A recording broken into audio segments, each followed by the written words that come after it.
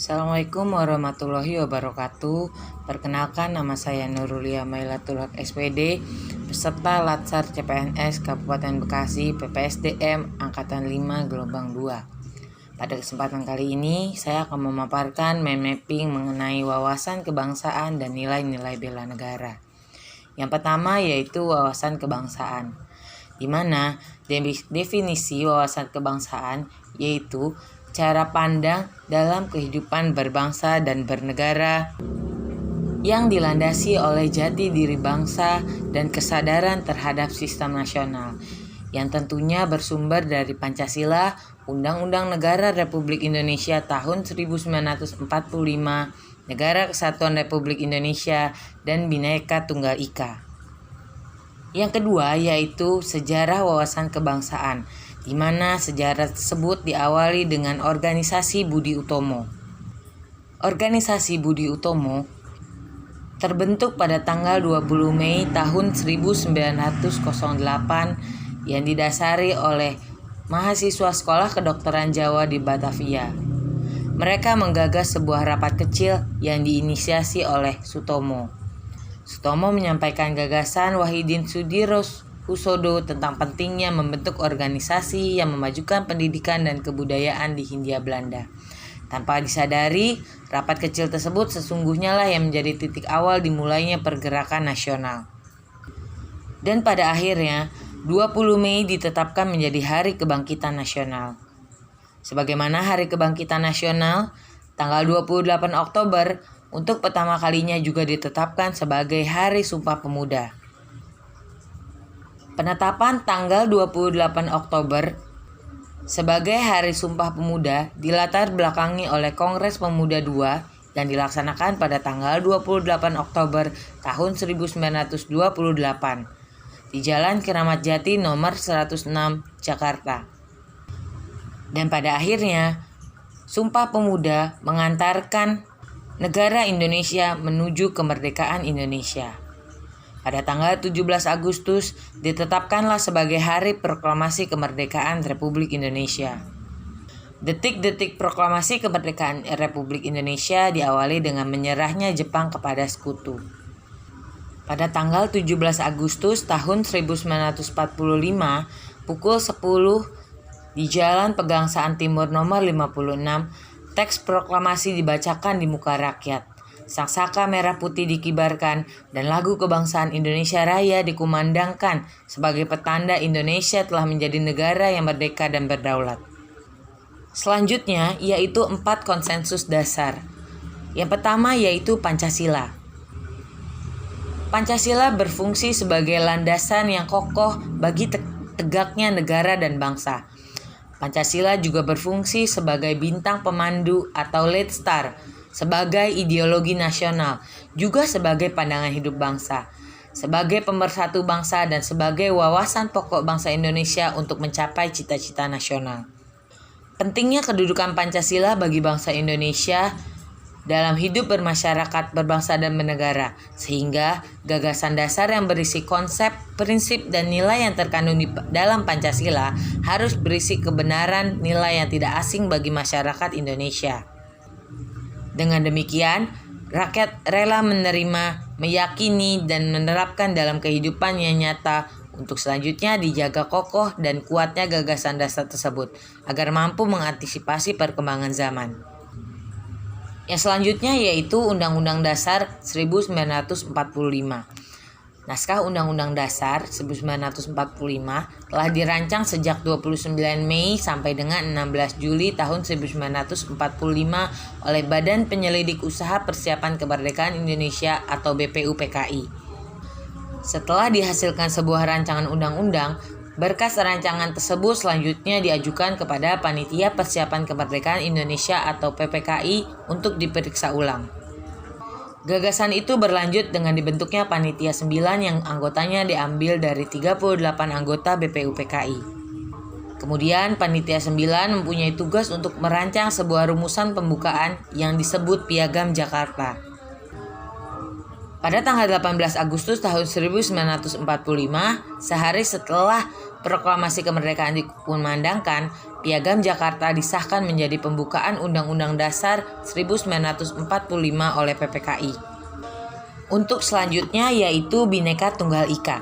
Bhinneka Tunggal Ika merupakan semboyan dari negara Republik Indonesia yang diabadikan dengan lambang Garuda Pancasila. Sesuai makna, semboyan Bhinneka Tunggal Ika dapat diartikan berbeda-beda tetapi pada hakikatnya satu. Lambang Negara Kesatuan Republik Indonesia Garuda Pancasila dengan semboyannya Bhinneka Tunggal Ika ditetapkan Peraturan Pemerintah Nomor 66 Tahun 1951 pada tanggal 17 Oktober diundangkan pada tanggal 28 Oktober tahun 1951 tentang lambang negara. Selanjutnya yaitu keberadaan Negara Kesatuan Republik Indonesia. Keberadaan Negara Kesatuan Republik Indonesia tidak dapat dipisahkan dari peristiwa proklamasi kemerdekaan pada tanggal 17 Agustus tahun 1945. Karena melalui peristiwa tersebut, bangsa Indonesia berhasil mendirikan negara dan menyatakan kepada dunia luar bahwa sejak saat itu telah ada negara baru yaitu Negara Kesatuan Republik Indonesia. Dan yang terakhir yaitu lambang-lambang negara. Mana yang pertama adalah bendera Negara Kesatuan Republik Indonesia, yang selanjutnya disebut bendera negara adalah sang merah putih. Berbentuk 4 persegi panjang dengan ukuran lebar 2/3 dari panjang dengan bagian atas berwarna merah dan bagian bawah berwarna putih yang memiliki ukuran yang sama. Yang kedua adalah bahasa Negara Kesatuan Republik Indonesia, yaitu bahasa Indonesia yang digunakan sebagai bahasa resmi nasional dan digunakan di seluruh wilayah Negara Kesatuan Republik Indonesia. Selanjutnya yaitu lambang Negara Kesatuan Republik Indonesia yang disebut dengan lambang negara, merupakan Garuda Pancasila dengan semboyannya Bhinneka Tunggal Ika. Garuda Pancasila dalam lambang negara memiliki kepala menoleh lurus ke sebelah kanan, perisai berupa jantung yang digantung dengan rantai pada leher Garuda, dan semboyan Bhinneka Tunggal Ika ditulis di atas pita yang dicengkeram oleh Garuda. Garuda dengan perisai yang dimaksud memiliki paruh, sayap, ekor, dan cakar yang mewujudkan lambang tenaga pembangunan. Garuda memiliki sayap yang masing-masing berbulu 17, ekor berbulu 8, pangkal ekor berbulu 19, dan leher berbulu 45. Dan yang terakhir yaitu lagu kebangsaan, di mana lagu kebangsaan Republik Indonesia disebut dengan lagu kebangsaan adalah Indonesia Raya, di mana lagu kebangsaan Indonesia Raya digubah oleh Wage Rudolf Supratman. Kemudian yang kedua yaitu nilai-nilai bela negara. Definisi nilai-nilai bela negara yaitu tekad, sikap, perilaku, serta tindakan warga negara dalam mencintai Negara Kesatuan Republik Indonesia. Terdapat 5 nilai bela negara. Yang pertama, cinta tanah air, sadar berbangsa dan bernegara, setia pada Pancasila dan ideologi negara, rela berkorban untuk bangsa dan negara, dan kemampuan awal bela negara. Hal itu tertulis dalam Undang-Undang Nomor 23 Tahun 2019 tentang Pengelolaan Sumber Daya Nasional untuk Pertahanan Negara, Pasal 7 Ayat 3. Selanjutnya yaitu sejarah bela negara, di mana sejarah mencatat bahwa agresi militer dua Belanda telah berhasil menguasai ibu kota Republik Indonesia, yaitu Yogyakarta pada saat itu. Belanda menamai agresi militer itu sebagai aksi polisional.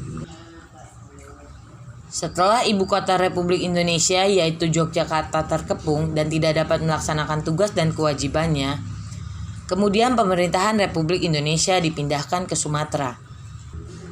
Pemerintahan darurat tersebut bernama Pemerintahan Darurat Republik Indonesia atau PDRI. PDRI lah yang melaksanakan penyelenggaraan pemerintahan Republik Indonesia dari periode 22 Desember 1948 sampai dengan 13 Juli 1949. Pemerintahan ini dipimpin oleh Dr. Mr. Syafruddin Prawira Negara. Pemerintahan darurat ini disebut dengan Kabinet Darurat. Menjelang pertengahan 1949, posisi Belanda semakin terjepit. Dunia internasional mengecam agresi militer Belanda, sedang di Indonesia pasukannya tidak pernah berhasil berkuasa penuh. Hal ini memaksa Belanda menghadapi Republik Indonesia di meja perundingan. Belanda memilih berunding dengan utusan Insinyur Soekarno dan Dr. Andes Muhammad Hatta yang pada saat itu statusnya tawanan. Perundingan itu menghasilkan perjanjian Romroyen. Dan pada akhirnya pemerintahan Republik Indonesia menyetujui hasil persetujuan Romroyen pada tanggal 25 Juli tahun 1945, disahkan oleh KNIP. Dan pada tanggal 18 Desember tahun 2006, Presiden Republik Indonesia Dr. Haji Susilo Bambang Yudhoyono menetapkan tanggal 19 Desember sebagai Hari Bela Negara. Bagaimana bela negara bagi ASN? Ada beberapa indikator bagaimana ASN menerapkan bela negara dalam kehidupan sehari-harinya. Yang pertama, bagaimana menjaga tanah dan pekarangan seluruh wilayah Indonesia, menjaga nama baik bangsa dan negara, memiliki jiwa patriotisme terhadap bangsa dan negara, serta bangga menggunakan produk bangsa Indonesia. Kemudian yang kedua, indikator dalam sadar berbangsa dan bernegara, di mana berpartisipasi aktif dalam organisasi, profesi maupun kemasyarakatan. Kemudian menjalankan hak dan kewajibannya sebagai warga negara dan sebagai ASN. Kemudian ikut serta dalam pemilihan umum dan berpartisipasi menjaga kedaulatan bangsa dan negara. Dalam rangka mencapai tujuan nasional, sebagaimana tercantum dalam alinea keempat pembukaan Undang-Undang Dasar Negara Republik Indonesia tahun 1945, diperlukan ASN yang profesional, bebas dari intervensi politik, bersih dari praktek korupsi, kolusi, dan nepotisme, mampu menyelenggarakan pelayanan publik bagi masyarakat, dan mampu menjalankan peran sebagai perekat persatuan dan kesatuan bangsa berdasarkan Pancasila dan Undang-Undang Dasar 1945. Demikian hasil pemaparan mind mapping saya, kurang lebihnya mohon maaf. Wassalamualaikum warahmatullahi wabarakatuh.